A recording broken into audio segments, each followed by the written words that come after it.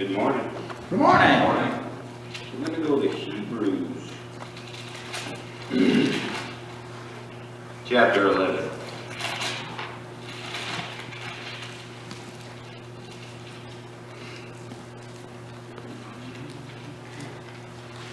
Something I've been thinking about for a little while. And it's that there is, good morning, by the way. Everybody's looking good. Happy to be here in the house of the Lord with my brethren. And this is what I've been thinking about a little while. There's a difference between being persuaded and believing. And it says, the Bible says that you believe in God, ye do well. Satan and his angels also believe and tremble. And Paul says he was persuaded. Abraham, it says that he was persuaded that that which he had promised he was also able to perform. That's talking about God. And we're going to start in Hebrews chapter 11 and verse 1, and then we're going to read verse 1, and then we're going to skip down to,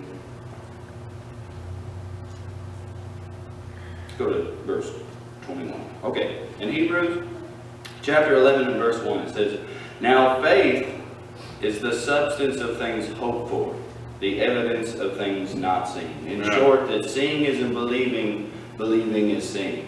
And Brother Clifford and I were talking the other day, and he has said on several occasions, is that salvation is in Genesis 1:1.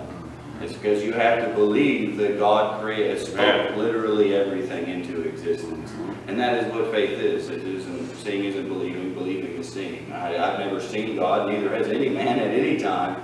But I know He's there, He's watching over me, and I'm firmly in His hands, and no man can pluck me out.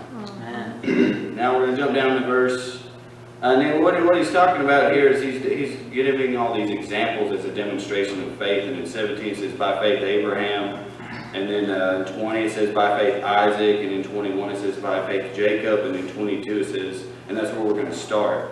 It says, by faith Joseph, when he died, made mention of the departing of the children of Israel, and gave commandment concerning his bones. And I've always enjoyed that about the story in Joseph, because it didn't say much else. He just said, when you leave this place, you take my bones with you. It was pretty funny, because he wanted to raise them last day with his fathers.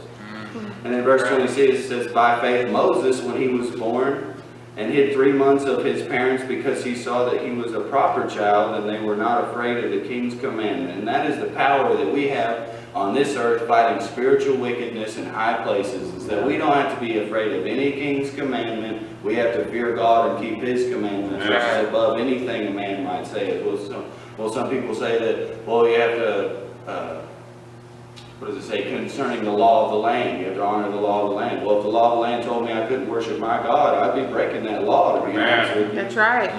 And then in 24 it says, by faith Moses, when he was come to years, refused to be called the sons of Pharaoh's daughters, choosing rather to suffer affliction with the people of God,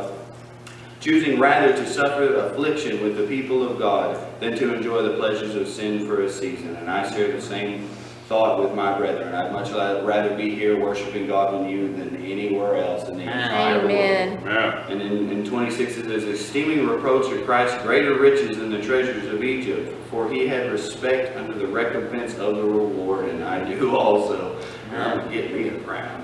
And in 27 it says, by faith he forsook Egypt, not fearing the wrath of the king, for he endured as seeing him who is invisible. And the 3 Hebrew children said the same thing. We are not careful to answer you concerning this matter. And we shouldn't be careful to anybody concerning the matter of the hope that lies within us. We have boldness, you have authority, and it's given to you directly from the King of Kings and Lord of Lords through His Word.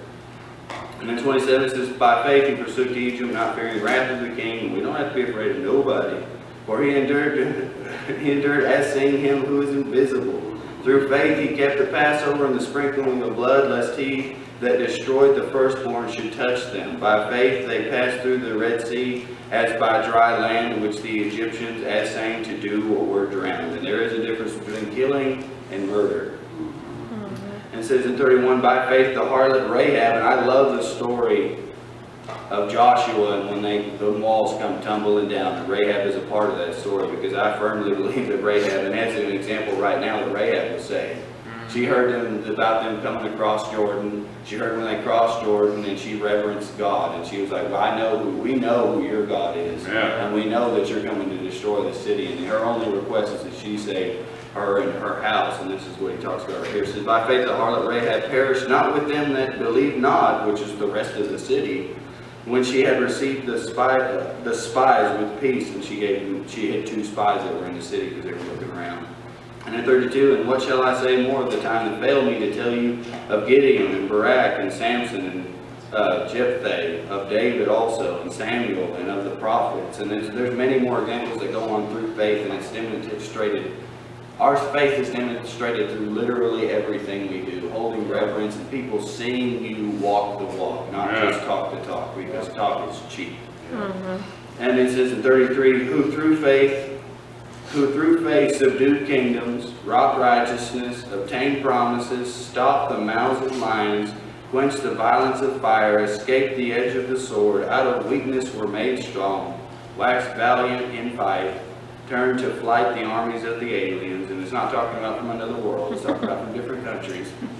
35, women received their dead raised to life again, and others were tortured, not accepting deliverance, that they might obtain a better resurrection. And others had trials of cruel mockings and scourgings, yea, moreover of bonds and imprisonments. They were stoned, they were sawn asunder, were tempted, were slain with the sword. They wandered about in sheepskins and goatskins, being destitute, afflicted, tormented, of whom this world was not worthy. They wandered in deserts, and in mountains, and in dens, and in caves of the earth.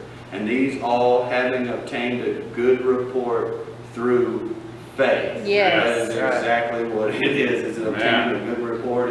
It's not because when Abraham was sent out to seek that country, Abraham had never been to that country. He didn't even know everybody probably called him crazy that he sought for that country, and he'd never seen it. Nobody had ever seen it. That country's builder and maker is God, and I seek after the same country, and nobody's going to tell me that I'm crazy, because God, I know that my God is true and my God is able. And all these having obtained a good report through faith, received not the promise, God having provided some better thing for us, that they without us should not be made whole. And that's the city of God, that's the New Jerusalem, is his church. That's it. Brother Clifford, you just missed the story about that.